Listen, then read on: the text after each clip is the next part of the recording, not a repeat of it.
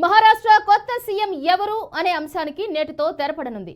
గతంలో ముఖ్యమంత్రిగా, ప్రస్తుతం డిప్యూటీ సీఎంగా సేవలందిస్తున్న దేవేంద్ర ఫడ్నవీస్ ముఖ్యమంత్రి పీఠాన్ని దక్కించుకోవడం దాదాపు ఫిక్స్ అయింది. నేడు ఇవాళ ఢిల్లీలో బీజేపీ అగ్రనేతలు ప్రధాని మోదీ, అమిత్ షా, జేపీ నడ్డాలతో ఏక్నాథ్ షిండే, ఫడ్నవీస్, అజిత్ పవార్ భేటీ తర్వాత కేబినెట్ కూర్పుపై తుది నిర్ణయం తీసుకోనున్నట్లు సమాచారం.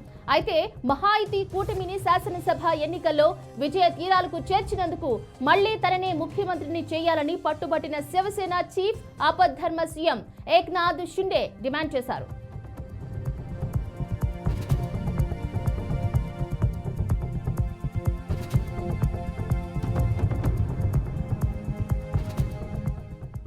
ఇక ఎన్డీఏ కూటమి ధర్మాన్ని పాటిస్తూ మళ్లీ తనకే ముఖ్యమంత్రి పదవి ఇవ్వాలని పట్టుబట్టిన ఏక్నాథ్ షిండే బుధవారం పట్టు సడలించారు. కొత్త సీఎం ఎంపికపై ప్రధాని మోదీ, బీజేపీ అగ్రనేత అమిత్ షాల నిర్ణయానికి తాను కట్టుబడి ఉంటానని ఆయన చేసిన వ్యాఖ్యలు దీనికి బలం చేకూర్చాయి. దీంతో దేవేంద్ర ఫడ్నవీస్ సారథ్యంలో భారతీయ జనతా పార్టీ సర్కార్ మహారాష్ట్రలో మరోసారి కొలువు తీరడం దాదాపు ఖాయమైంది.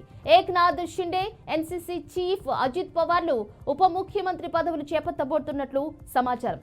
ఇక నవంబర్ 30 లేదా డిసెంబర్ 1వ తేదీన సీఎం ప్రమాణ స్వీకార కార్యక్రమం ఉండొచ్చని అజిత్ పవార్ వెల్లడించారు.